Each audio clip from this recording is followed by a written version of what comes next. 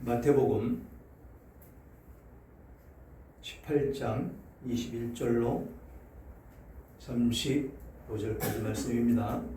신약 성경 30페이지에 있는 마태복음 18장 21절로 35절까지 말씀 다 찾으셨으면 서로 교독합니다. 제가 21절 먼저 읽겠습니다. 그때에 베드로가 나와 이르되 주여, 형제가 내게 죄를 범하면 몇 번이나 용서하여 주리이까? 일곱 번까지 하오리이까? 예수께서 이르시되 내가 이르노니 7번뿐 아니라 7번을 7번까지라도 할지니라.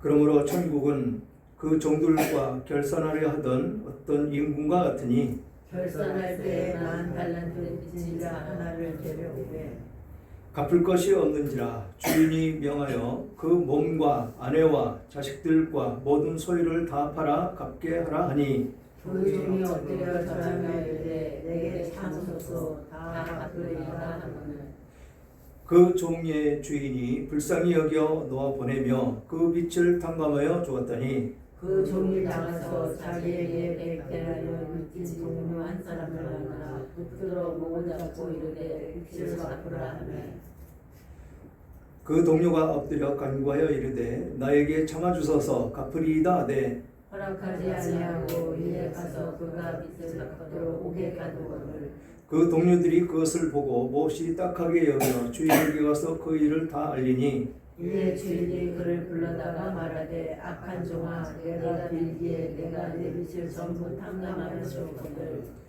내가 너를 불쌍히 여김과 같이 너도 내 동료를 불쌍히 여김이 마땅하지 아니하냐 하고 주인이 노하여 그 빚을 다 갚도록 그를 옥졸들에게 넘기니라. 다 같이요. 너희가 각각 마음으로부터 형세를 용서하지 아니하면 나의 나는 하늘 아버지께서도 너희에게 이와 같이 하시리라. 아멘. 아멘. 1만 달란트의 피이라는 제목으로 은혜를 나눌까 합니다.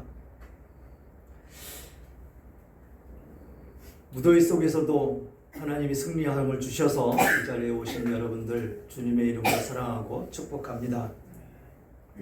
우리는 그 어느 때보다 공정과 인과응보에 민감한 이 시대를 살고 있습니다.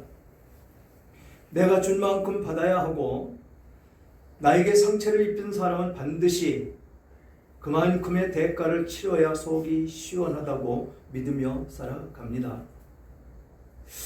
그래서인지 세상은 우리에게 용서는 복수할 힘이 없는 약한 자들이라 하는 비겁한 변명이라고 냉소적인 목소리를 던지기도 합니다.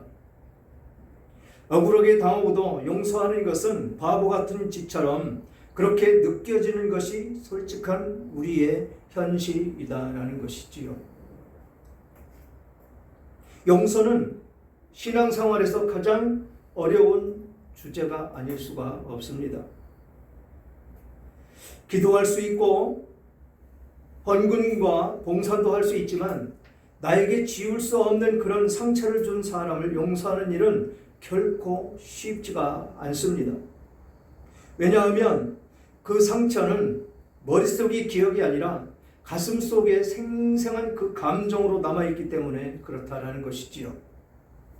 왜 주님은 우리에게 이토록 무리해 보이는 이런 요구를 하고 계시는 것일까요? 우리는 도대체 하나님께 어떤 용서를 받았기에 그 주님은 우리에게 그 말도 안 되는 그 용서를 명령하고 계시는 것일까요? 오늘 말씀을 통해서 우리가 받은 1만 달란트의 그 압도적인 그 은혜가 어떻게 우리의 마음의 빗장을 열고 100데나리온의 상처를 녹여낼 수 있는지 함께 나누며 은혜 받기를 원합니다.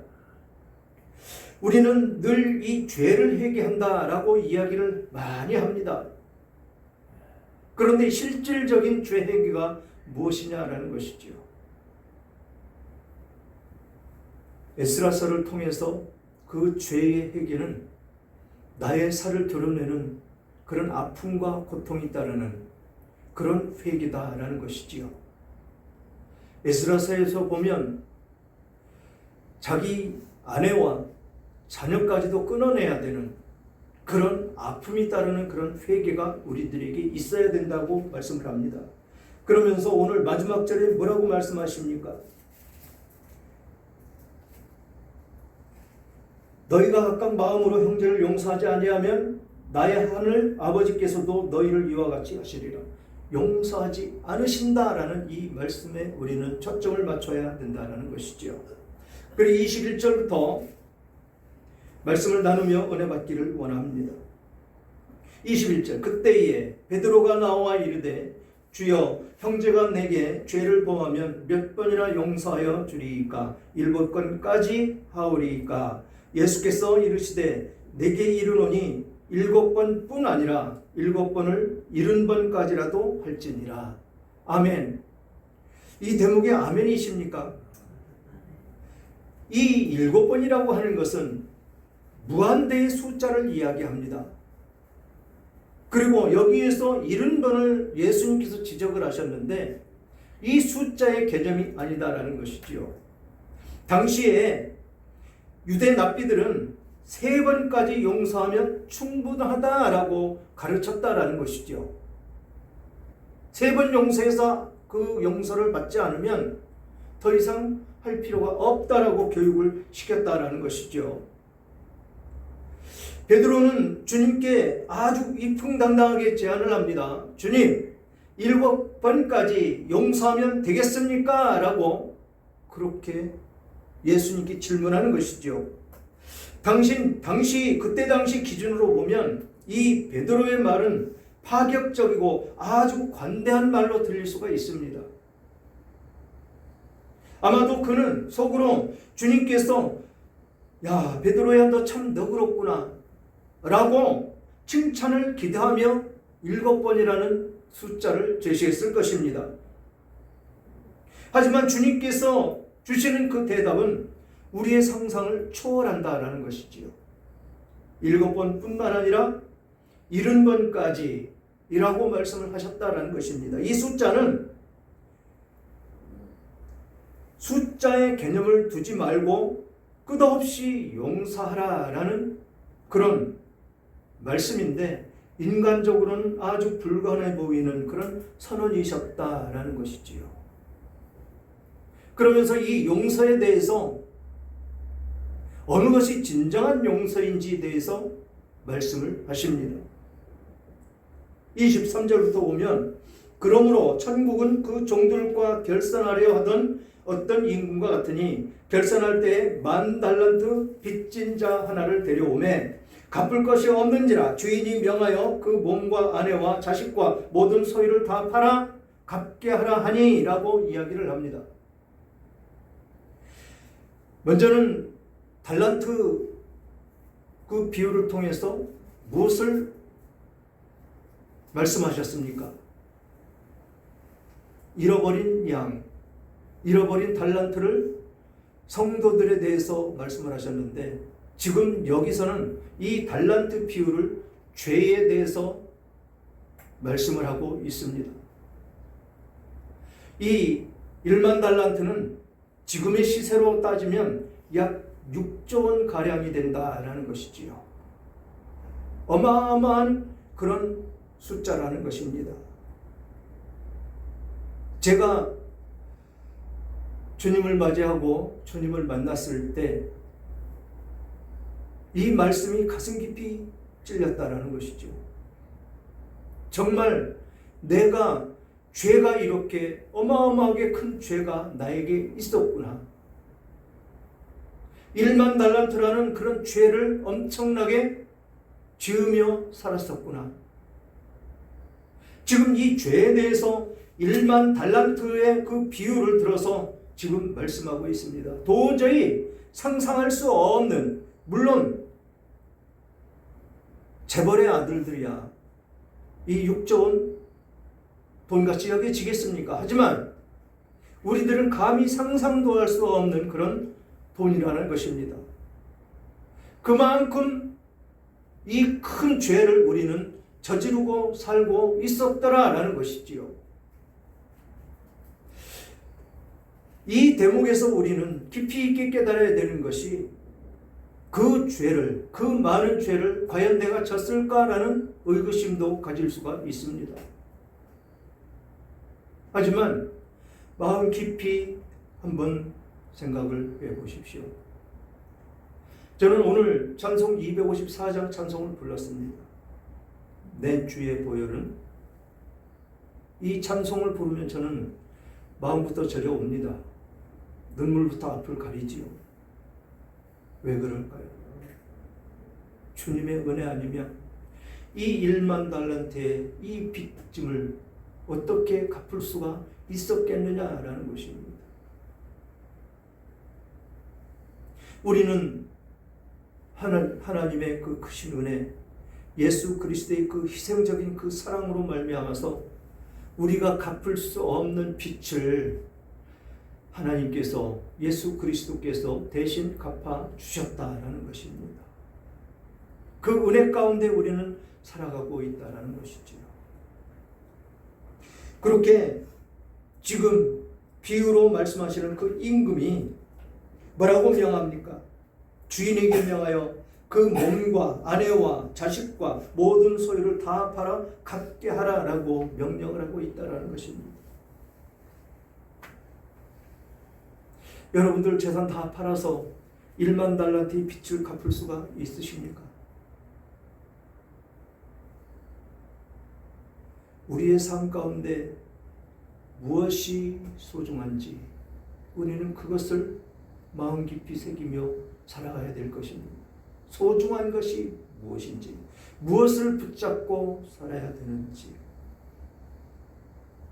그렇게 소유를 다 팔아서 갚으라고 하니까 뭐라고 얘기합니까? 그 종이 엎드려 절하며 이르되 내게 참으소서 다 갚으리이다 하거늘 그 종의 주인이 불쌍히 여겨 놓아 보내며 그 빚을 탕감하여 주었더니 라고 말씀을 합니다. 이것이 예수 그리스도께서 오셔서 우리들을 대신해서 생명을 바치신 그 은혜의 빚 탕감이다라는 것입니다. 예수님께서 그렇게 우리들의 사랑을 우리들에게 베풀어 주셨다라는 것이죠. 그런데 우리들의 삶을 어떠냐라는 것입니다. 우리들의 삶은 늘 갈급한 가운데 있고 누구에게 조금만 공격을 받아도 참지 못하며 또 내 마음에 안 드는 말을 하면 바로 반격해서 그 사람을 꺾으려고 하는 그런 마음 가운데 있다라는 것입니다. 그것이 모두 1만 달란트의 빚진 자의 습성에서 나오는 것이다라는 것입니다. 여러분, 마음에 손을 얹으시고 가만히 생각해 보십시오. 멀리 볼 거 없습니다. 내 가족들 한번 마음에 손을 얹고 생각을 해 보십시오. 상대가 내 마음에 100% 들 수가 없습니다. 특히 부부끼리는 하나님이 어떻게 그렇게 짝을 맺어주셨는지 원수 같은 사랑을 짝을 맺어주십니다. 왜 그렇게 맺어주셨을까요? 바로 여기에서 말씀하시는 1만 달란트의 빚진 자와 같이 서로를 아끼며 사랑하며 그 빚을 탕감받은 너희이기 때문에 그렇게 사랑하며 빚을 갚으며 용서해주며 그렇게 살아가라고 주신 것입니다. 그런데 그거 못 참습니다. 그러면서 끊임없이 기도하지요. 하나님, 저 사람에게 저런 마음이 있고 저런 말을 함부로 하고 있고 저런 가치로 예수 믿는다고 합니다. 저 사람 변화시켜달라고 그렇게 우리는 기도하고 있지는 않은지요. 그런데 하나님은 말씀하십니다. 그를 탓하기 이전에 그를 용서하는 마음으로 그를 사랑으로 안고 그를 품어라. 그게 1만 달란트의 빚진 자의 탕감받은 죄인의 모습이 될 것이다. 사랑으로 안아야 된다. 그러면서 뭐라고 말씀하시겠습니까? 너 자신을 먼저 변화시켜라. 너 자신이 먼저 변화를 받아야 된다. 용서할 수 있는 마음, 사랑으로 그를 품을 수 있는 마음. 잠시 서로 살아가면서 마음에 안 들지라도 들어주면 안 되겠니? 들어주면서 그 사람 마음이 어떠한지, 너무 악하면 악한 것을 탓하기 이전에 그 탓한 모습을 보면서 내 모습을 보면 안 되겠니? 라고 말씀을 하십니다. 내 모습을 바라보면서 정말로 내가 그를 사랑하고 있는지, 그를 사랑하기에 내가 반박을 하며 꾸지람을 하며 소리를 지르며 용서하지 않는 그런 사람이 되어 있지는 않은지, 우리는 그 마음을 하나님이 살펴보라고 말씀을 하십니다.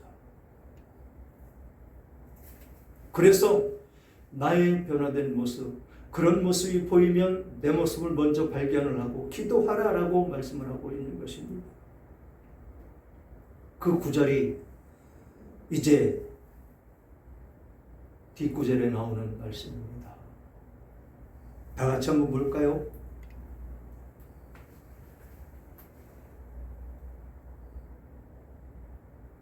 (28절부터) 34절까지 다 같이 한번 읽어보겠습니다. 시작. 그 종이 나가서 자기에게 100데나리온 빚진 동료 한 사람을 만나 붙들어 목을 잡고 빚진 그 동료가 엎드려 간구하여 이르되 나에게 참아주소서 갚으리이다 하되 허락하지 아니하고 이에 가서 그의 빚진 그 동료들이 그것을 보고 몹시 딱하게 여겨 주인에게 가서 그 일을 다 알리니 이에 주인이 그를 불러다가 말하되 약한 종아 내가 빌기에 내가 내 빚진 전부를 탕감하여 주었거늘 내가 너를 불쌍히 여김과 같이 너도 내 동료를 불쌍히 여김이 마땅하지 아니하냐 하고 주인이 노하여 그 빚을 다 갚도록 그를 옥졸에게 넘기니라. 아멘. 우리들의 마음이 이렇다는 것입니다. 금방 제가 말씀드린 것과 같이 우리는 1만 달란트의 빚을 진 사람인데 그것을 하나님께서 예수 그리스도를 보내서 그 빚을 탕감해 주었는데, 그래서 빚을 다 탕감해서 우리는 깨끗한 마음이 되었는데, 진정한 마음은 100데나리온 빚진 사람을 용서하지 않고 있다는 것입니다. 우리가 살아감에 있어서 그것이 안 된다면 깊이 있게 하나님께 나아가야 될 줄 믿습니다. 더욱더 하나님께 매달리며 기도해야 될 줄 믿습니다. 무슨 기도? 깨닫게 해달라고, 그를 용서할 수 있는 마음이 있게 해달라고, 그를 사랑으로 품을 수 있는 그런 마음이 되게 해달라고. 예수 그리스도께서 얼마나 사랑하기에 죄로 인해서 살아갈 수 없을 정도의 1만 달란트 빚진 저에게 찾아오셔서 그 빚을 탕감해 주셨느냐는 것입니다. 그렇게 탕감을 받았는데 아주 보잘것없는 100데나리온 푼돈과 같은 그런 죄 하나도 용서를 못하고 있다는 것입니다. 상대에게 안 좋은 모습이 보이고 나쁜 말이 그 입에서 나오면 우선 그 모습을 보면서 나를 성찰하는 것입니다. 하나님께서 그를 타박하고 그를 정죄하기 이전에 내 모습을 보라는 것입니다. 그래서 하나님께 나아가 기도하라는 것이죠. 정말 하나님, 저 상대가 저런 모습을 보여주고 있는데 제 마음 가운데도 똑같은 모습이 있기에 그 모습이 내게 비춰지는 것이 아니겠습니까? 라고 회개하며 돌이킬 수 있는 마음이 되어야 된다는 것입니다. 원수라고 그랬죠. 부부는 원수를 만나기 위해서 그렇게 살게 하신 하나님의 이유, 서로가 서로를 바라보면서 나쁜 모습이 있으면 그것을 내 모습이라고 생각을 하고 기도하며 그 상대를 용서할 수 있는 마음을 가지라고 하나님이 우리를 바라볼 때 똑같다라는 것입니다. 하나님이 우리의 죄를 용서해 주시기 그 이전에 나의 모습을 보는 것과 똑같다라는 것입니다. 내 주변에 있는 사람들의 모습이. 그래서 우리는 늘 빚진 자 그 모습으로 살아가야 된다라는 것이죠. 회개할 때 그냥 대충 회개하는 것이 아니다라는 것입니다. 뼈를 깎는 것 같은 그런 마음으로 회개해야 된다라는 것이죠. 여기에서 이 귀중한 말씀, 제가 늘 말씀해요. 회개할 때 어떻게 해야 되는지 말씀하시는 것이 우리가 늘 외우는 주기도문에 있지요. 주님 가르쳐 주신 기도. 6장 12절. 마태복음 6장 12절.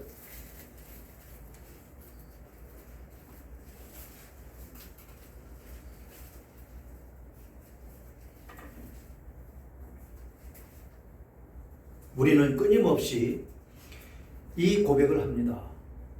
축도하지 않으면 반드시 주님 가르쳐주신 기도로 예배를 마치고 그래야 되기 때문에 많이 외우고 있습니다. 다 찾으셨으면 한 목소리로 읽어보겠습니다. 12절 시작. 우리가 우리에게 죄 지은 자를 사하여 준 것 같이 우리 죄를 사하여 주시옵고. 아멘. 아멘이시죠? 우리가 우리에게 죄 지은 자를 사하여 주어야 우리는 용서를 받을 수가 있다는 것입니다.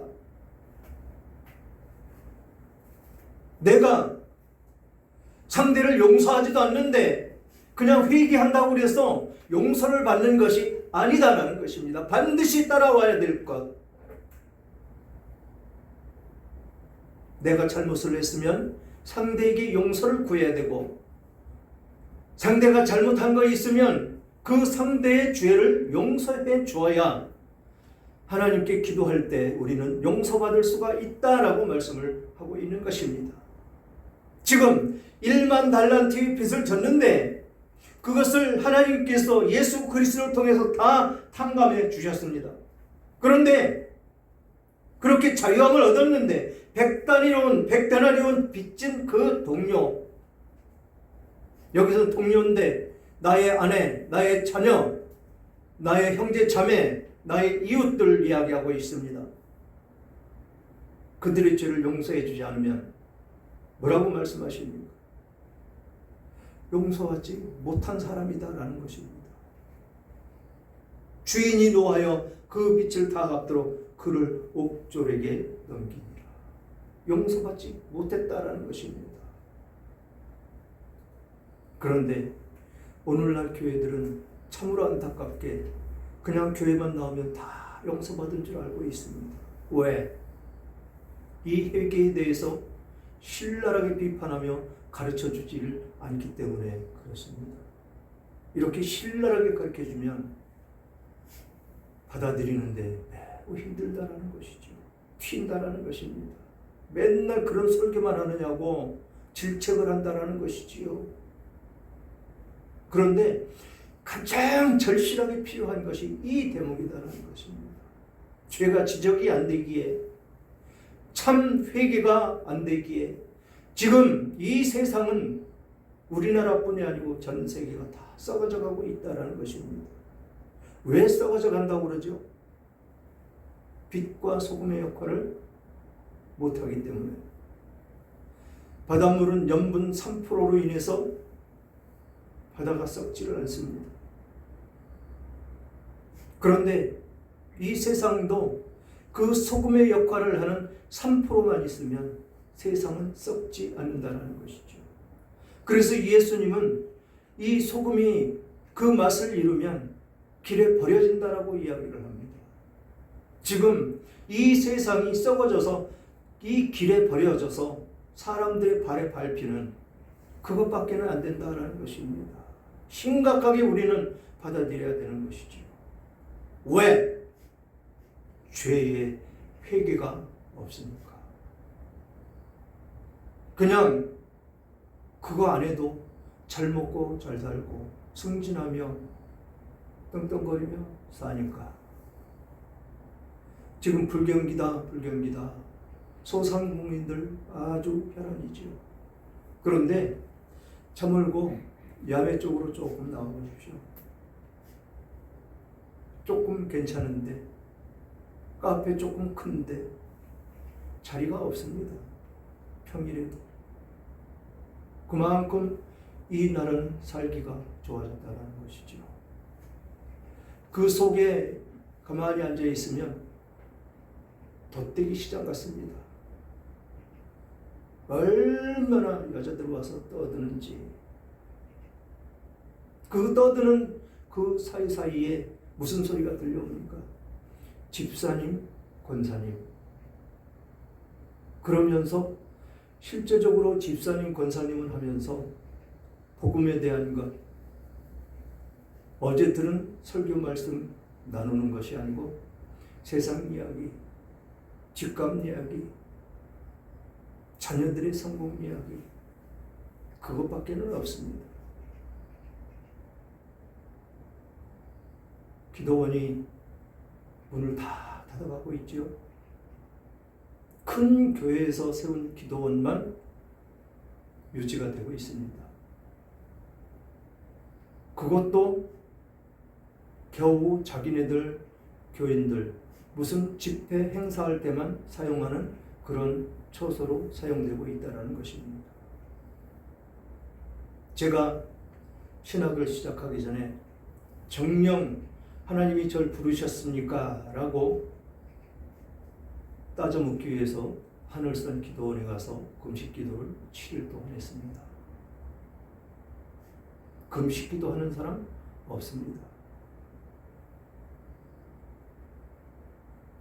거기서 일주일 동안 기도하면서 그 잣나무 숲을 돌아다니며 기도하며 찬양한 것이 254장 찬송이었습니다. 그냥 회개만 시킵니다. 그러다가 마지막 날, 다음날 아침에 내려올 것인데 말씀을 주십니다. 정녕 내 길은 내가 인도하였노라 라고 말씀하시는 그 은혜의 말씀을 듣고 내려왔습니다. 그래서 결단하고 신학교에 가기로 다짐을 했던 제 모습이 생각이 납니다. 이 회개 찬송 이런 것을 부를 때 우리는 마음에 찔림이 있어야 된다는 것이죠. 눈물이 있어야 된다는 것입니다. 회개하고 돌이키며 나아갈 때 사랑이 울려 퍼져 나와야 된다는 것입니다. 여기서 100데나리온의 빚진 자를 용서해 주지 않아서 다시 탕감해졌던 그 탕감이 아니고 옥에 갇혀야 되는 그런 모습의 소유자들이 되면 안 될 것입니다. 그러면서 마지막 절 다 같이 한번 읽어보겠습니다. 35절 다 같이 시작. 너희가 각각 마음으로부터 형제를 용서하지 아니하면 나의 하늘 아버지께서도 너희에게 이와 같이 하시리라. 아멘. 이와 같이 하시리라. 용서하지 않을 것이다라는 것입니다. 이 말씀이 우리들에게 이 땅 가운데 삶을 살아갈 때 영원히 마음에 품고 기도해야 되는 그런 대목이 아닐까 생각이 듭니다. 사랑하는 여러분, 우리는 1만 달란트를 탕감받은 존재입니다. 우리의 죄는 스스로 해결할 수가 없습니다. 십자가는 우리가 갚을 수 있어서가 아니라 하나님이 일방적으로 처리해 주신 우주적인 탕감이다라는 것입니다. 용서는 은혜의 흐름입니다. 고인 물은 썩어지듯이 하나님께 받은 용서의 은혜가 내 안에서 멈추면 내 영혼도 썩어지고 병들 뿐이다 라고 말씀을 하고 있는 것입니다. 용서는 그 은혜를 밖으로 흘러보내 나를 살리고 남을 살리는 생명의 통로가 되어야 된다라는 것입니다. 용서하지 못하면 복음의 그 기억 상실증에 걸린 것과 같습니다. 상대의 그 100데나리온의 내 1만 달란트보다 커 보인다면 우리는 지금 복음을 잊어버리고 있는 것입니다. 용서는 상대의 자격 때문이 아니라 내가 받은 은혜가 크기 때문에 용서해 주는 것이다 라고 말씀을 하고 있습니다. 상처를 과소평가하지 마십시오. 100데나리온은 실제적인 그 아픔뿐 아니라 고통이다라는 것입니다. 주님은 여러분들의 그 상처가 아무것도 아니라고 말씀하시지 않습니다. 그 상처는 실제 하고 있으며 아픔 가운데 있는 것이다 라고 말씀을 하고 있습니다. 그러나 십자가를 먼저 바라보십시오. 상처보다 더 큰 그런 사랑을 우리는 받았다라는 것입니다. 그 사랑이 바로 용서다라는 것이죠. 용서는 내 의지의 산물이 아니라 십자가 아래에서 내가 하나님께 받은 탕감의 영수증을 다시 확인할 때 시작되는 것이다 라는 것입니다. 이제는 멱살을 놓으십시오. 마음속에서 여전히 붙잡고 있는 그 사람, 그 기억을 이제는 놓아주시기 바랍니다. 용서하지 못하는 마음 그 자체가 나를 가두는 그런 감옥이 되기 때문에 그렇습니다. 1만 달란트의 은혜로 그 감옥문을 열고 나오시기 바랍니다. 그러면서 용서와 화해 그리고 사랑 그 안에 머무는 여러분들이 다 되시기를 주님의 이름으로 축원합니다.